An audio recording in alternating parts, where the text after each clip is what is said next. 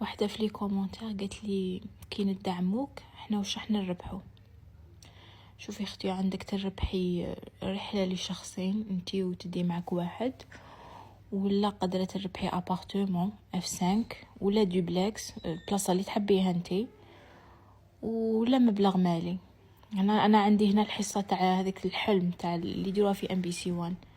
هنا به تدعميني وتربحي.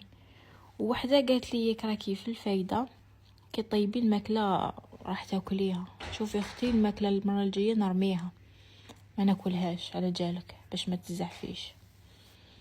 المهم هنا في قدرة نديرو مغرف زبدة وشوية زيت ونديرو الدجاج تاعنا يتقلى، ومن بعد نزيدو عليه حبة بصل وسنينة ثوم مرابين، وهنا عندنا فلفل كحل وشوية كركم، شوية لي زيبيس تاع الدجاج، شوية برك قرفة والملح والرند، وهذيك نجمة الأرض ولا ما نباليش واسمها، وقرنفل هذيك النجمة.